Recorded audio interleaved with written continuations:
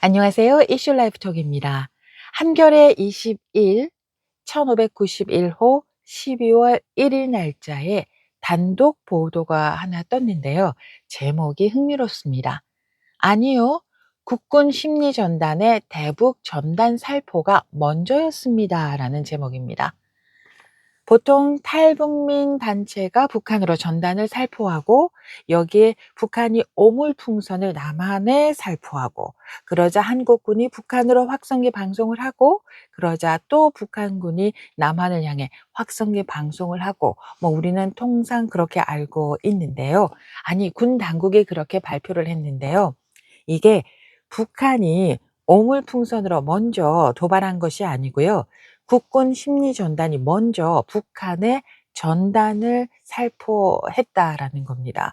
그러니까 국군 심리전단의 대북 전단 살포가 먼저였다라는 거죠.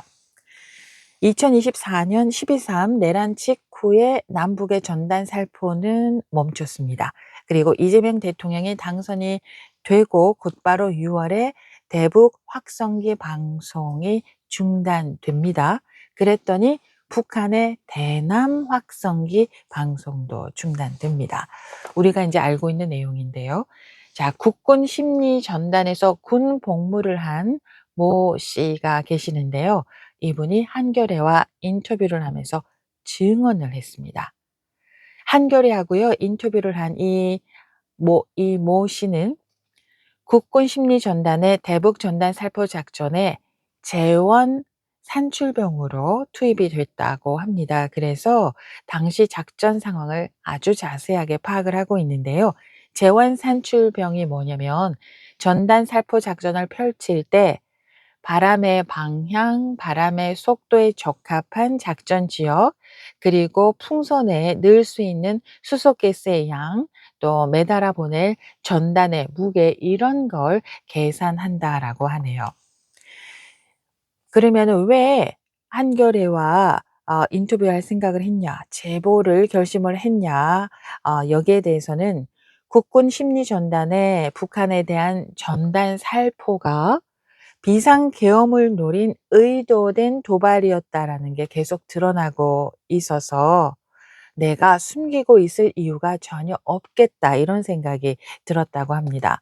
그리고 또 대북 전단 살포 작전이 병사들을 북한의 원점 타격 위험에 노출시킨 무모하고 위험한 작전이란 이 부분에 대해서도 화가 많이 났다라고 합니다. 그러면서 가까운 최전방 부대에도 전단 살포 작전을 알리지 않아서 전단 풍선을 띄워 보낼 때마다 그 부대들에서는 이유도 모른 채 비상에 걸렸다는 거예요. 그리고 보안, 작전 성과만 중요하게 생각을 해서 병사들의 안전에 대해서는 뒷전이었다라는 겁니다. 그래서 함께 근무했던 동료 장병들이 "마음에 걸린다." 이렇게 얘기를 했습니다. 그래서 실명 얼굴 공개는 하지 않았습니다. 자, 그래서 "대북전단 살포 작전이 시작된 게 언제냐?"라고 물었는데요.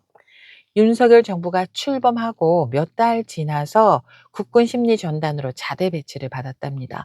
그때만 하더라도 선임하고 부사관들이 "부대가 없어지네 마네." 이런 이야기를 하고 있었다라는 거예요. 이유가 뭐냐면 2018년 4월에 판문점 선언 이후에 남한과 북한이 군사 분계선 일대의 확성기 방송, 전단 살포를 중단했기 때문입니다. 그래서 선임과 부사관들이 "야, 이러다가 우리 국군 심리 전단이 없어지는 거 아니냐? 계속 유지를 할 수 있을까?" 이런 얘기가 나왔나 봐요. 자, 그러다가 윤석열 정부가 이제 들어서서 훈련이 많아지고 훈련 강도가 강해졌어요. 그렇지만 훈련은 강해졌지만 전단을 북한에 보내는 상황은 아니었고요. 그래서 장병들은 '전쟁이 일어났을 때에 대비해서 심리전 훈련을 한다.' 이런 생각을 했다고 합니다. 자, 그러다가 2023년 9월이 됩니다. 그때 헌법재판소가요, "대북 전단 살포 금지법은 위헌이다." 이런 결정을 내립니다. 이런 헌법재판소의 결정 후에 전방 지역에 나가서 실제처럼 훈련을 했는데요. 10월에 훈련이 끝난 다음에 부대 간부가 부대원들을 모아 놓고 앞으로는 실전으로 하게 된다." 이런 말을 했다고 합니다. 자, 훈련은요. 기지가 있는 최전방보다는 후방에서 훈련을 했는데 이유가 뭐냐면 훈련을 하다가 그 풍선이 북한으로 잘못 날아갈 수가 있잖아요. 그래서 인제 후방에서 훈련을 하다가 헌법재판소가 북한의 전단 살포 금지한 거 그거 위헌이다. 이런 결정을 내린 다음부터는 전방에 나가 가지고요. 훈련을 실전처럼 했다라고 합니다. 훈련을 날리기 전까지 절차를 다 진행을 하고 풍선을 띄우지는 않고요. 터트리는 그런 방식으로 훈련을 했다라고 하네요. 자, 그리고 2023년 10월에 훈련이 끝나고 나서 간부가 소대원들을 모아 놓고 훈련 사실을 가족, 친구는 물론이고 "다른 소대에도 절대 말하면 안 된다." 이렇게 지시를 했다라고 합니다. 그래서 합동참모본부에서도 "작전 사실이 드러나면 안 된다."라고 했고요. 합참에서 전투 준비 태세 검열을 한 번씩 나오게 되는데 그때는 대북 전단 살포 장비를요.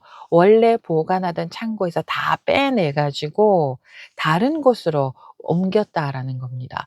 그러니까 합동참모본부에도 이 사실이 비밀로, 비밀로 유지가 됐던 거예요. 그래서 합참에서 검열 나오면은 전단 살포 장비를 원래 있던 그 보관 창고에서 빼 가지고 다른 곳으로 옮기고 이랬다라는 겁니다. 자, 실제 살포는 언제 했냐면은요.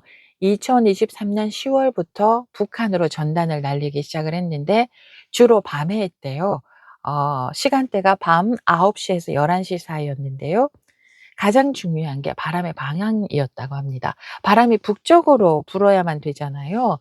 그래서 작전을 하다가 바람이 바뀌거나 좀 애매하다 싶으면은 멈추기도 했는데 모두 한 10번 정도 살포한 듯하다. 이렇게 얘기를 했습니다. 그리고 목표한 지점까지 풍선이 날아가서 떨어진 게 확인이 되면 간부들에게 칭찬과 격려를 받았대요. 그러면은 어느 지역으로 보냈냐? 이전에 살포했던 데이터를 토대로 해 가지고요. 군사 지도에 북한 군 기지, 공항, 인구가 어느 정도 숫자가 넘는 그런 도시들이 선으로 표시돼 있었고요. 이 선상에 있는 곳을 바람의 방향과 바람의 속도 그리고 풍선에 담을 수 있는 연료 그러니까 수소의 양을 고려해 가지고 선정을 했는데요. 이론적으로는 러시아까지도 날려보낼 수가 있답니다. 이번 작전에서는 실제로는 강원도 원산까지 보내봤다라고 하는데요. 살포 데이터가 쌓여 있어서 필요한 만큼 원하는 곳에 딱딱 이렇게 풍선을 날릴 수가 있다라고 합니다. 자, 그러면은 이 풍선은요. 우리가 아는 그런 에드벌룬 같은 그런 풍선이냐? 아니래요.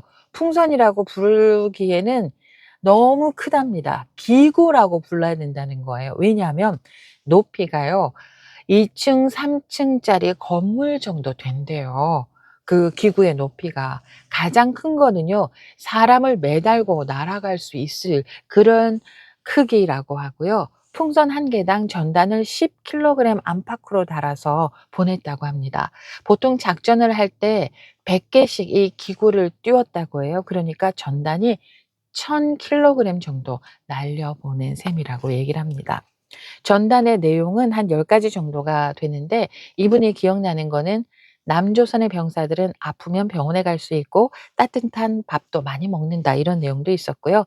남한의 여대생들이 자유롭게 해외여행을 떠나는 사진도 있었고요.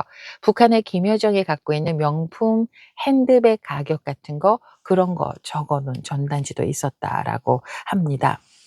자, 그러면은 전단만 보냈냐? 아니요.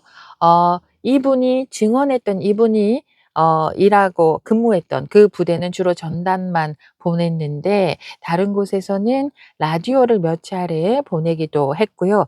드라마 사랑의 불시착이 들어있는 USB도 보냈다라고 합니다. 자, 그리고요. 2024년 5 월부터는 민간 단체가 보내는 대북 전단 때문에 북한이 많이 반발을 했는데 그때 부대에서 "조심하자는 얘기가 없었냐?" 이런 질문을 하니까 그런 건 전혀 없었고 바람 방향이 맞으면 그냥 보냈답니다. 자, 힘들었던 부분은요.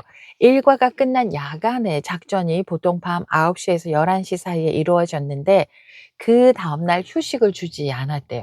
보통 밤에 작전을 하게 되면은 그다음 날 보상책으로 전투 휴무를 줬대요. 쉬게 했대요. 근데 이번에는 그게 없었대요. 왜냐면은 전투 휴무를 인정을 하려면 밤에 뭐뭐뭐 했다. 그래서 그다음 날 쉰다. 이런 보고를 해야 되는데 이 전단 살포 작전은 공식 보고 없고 기록을 남길 수가 없잖아요. 그래서 다음날 휴식이 없었던 거였던 거죠. 그래서 병사나 간부가 그것 때문에 불만이 컸다라고 합니다. 그래서 인제 불만이 크니까 2024년 5 월부터는 밤에 살포 작전 몇 번 나가면 외출 또는 휴가를 줬다라고 하네요.